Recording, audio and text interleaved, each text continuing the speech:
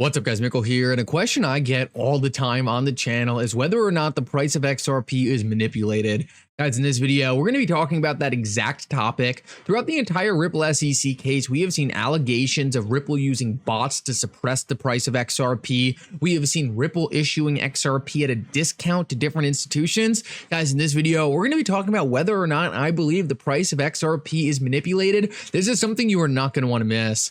Like always, your support means so much to this channel. Thank you to everyone who likes the videos and to subscribe to the channel. These things really do help me out so much. Also, if you have any good place to buy some XRP, be sure to check out my favorite exchange Uphold down in the description of this video. With that said, though, let's jump right into it, and I hope you guys enjoy the content. So guys, I wanted to start out this video and just quickly share something with you that I thought was really interesting. Earlier today, Hester Peirce was actually on stage at an SEC conference, essentially saying that the SEC was absolutely blowing it when it comes to regulating cryptocurrencies. She essentially was saying that the SEC is destroying the credibility of their entire agency by telling people to come in and register with the SEC and then going and suing them for trying to do the right thing and coming in and talking to the professionals. Guys, it shows so much that Hester Peirce, a sitting SEC chair, is literally admitting that the SEC is failing in their mission to protect investors and create efficient capital markets where companies can come in, learn the rules, and learn how to comply with the rules. I just thought it's really important to point this out because I've been kind of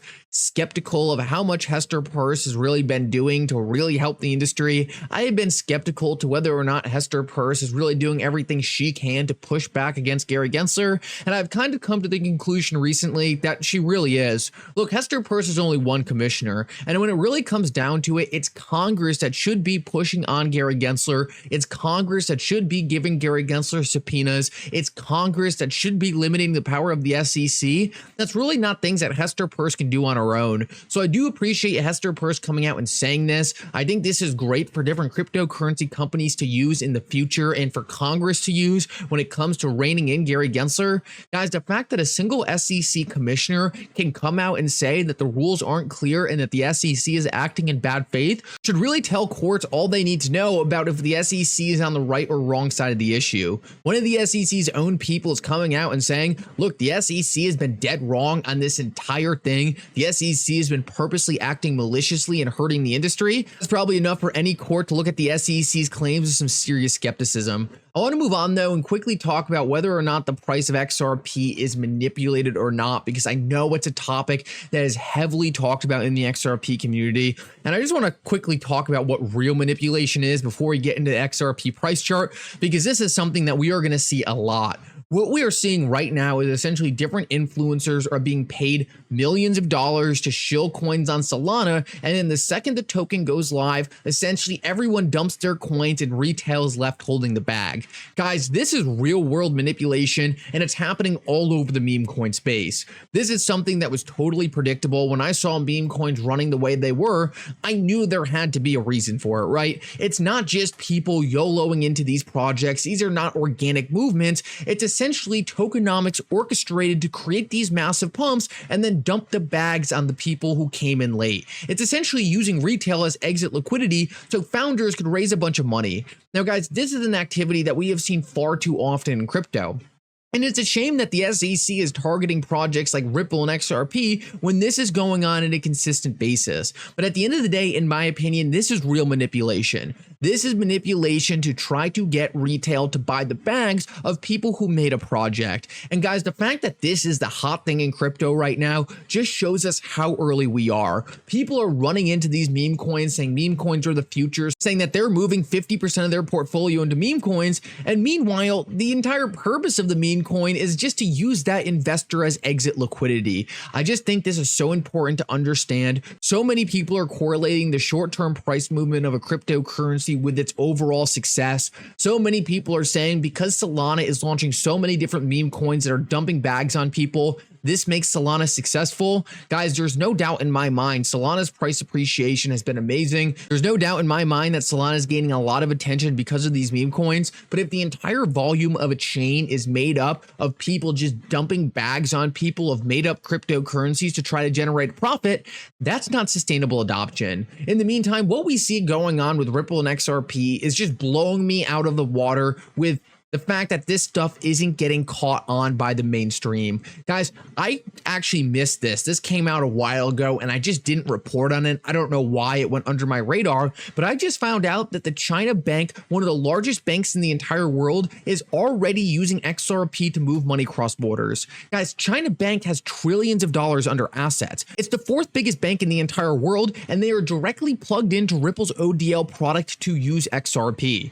This is real world adoption. This is real world institutions using cryptocurrencies for their full intended use case. And this is the kind of adoption, right, that I want to see a network getting. Not a network pumping meme coins, paying influencers to shill, paying influencers to dump bags on retail. Institutions adopting a blockchain to use the blockchain for its full intended purpose. And guys, a lot of people are saying because XRP's price isn't moving right now, that this right here isn't important. This right here isn't success. And guys, I just disagree so much. What we saw in the dot-com bubble was that the projects that pumped the most weren't necessarily the long-term winners. One of the biggest winners of the dot-com bubble itself was pets.com. It went up exponentially. But what we found out was that project was nothing more than vaporware. It had no long-term solution. It had no staying power in the market. XRP is gaining long-term adoption. It's gaining long-term partnerships that are going to be critical to its success. Meanwhile, other projects are doing things to pump the price in the short term, but aren't necessarily building any long-term sustainable value. And guys, that brings me to the XRP price chart, something that I believe is probably one of the most fascinating price charts in all of crypto. Right now, XRP is in a 6-year-long consolidation, this massive symmetrical triangle. And this is what is leading people to believe the price is manipulated. Guys, to a certain degree, I see why people think the price is manipulated. No cryptocurrency moves like XRP. XRP has these crazy wicks up and then gets sold back down instantaneously, creating these extremely interesting vertical lines all over the price chart. Now, my theory for why this happens is simply because big institutions have large allocations of XRP and they have stop orders in. So whenever XRP gets to a certain price, it breaks through the stop order, goes skyrocketing until it hits the next stop order and slowly gets sold back down. This is my only explanation for why XRP moves the way it does, because it moves completely different than any other cryptocurrency in the market, and that is obvious just by looking at price charts. So what I think this massive consolidation pattern really is XRP slowly taking out all the stop orders and slowly deleting all the sell orders above the current price. This means that eventually when XRP, right, breaks through all those sell orders, when all the sell orders are gone and no other big institutions are dumping the price of XRP, XRP is going to break out of this symmetrical triangle in a parabolic fashion. So do I believe this is price manipulation? Well, I certainly believe it's a lot less of price manipulation than we talked about earlier. Guys, there's no doubt in my mind that institutions got cheap XRP. That was disclosed in the Ripple SEC case, and there's no doubt in my mind that those institutions are selling some of that XRP throughout history. But I don't think it's enough selling pressure to keep XRP down forever or anything like that. What we have learned is assets tend to perform according to adoption. And I think the best example of that all time is Tesla. Guys, from 2016 to 2020, Tesla did not appreciate in price at all. In that time, Tesla was selling record amounts of cars. They were drastically increasing their self-driving. They were drastically increasing their factories all over the world. And people were screaming that the price was manipulated. People were screaming that it was short sellers keeping the price down. People were screaming that Tesla would be much, much higher and is never going to go up because institutions are holding it down.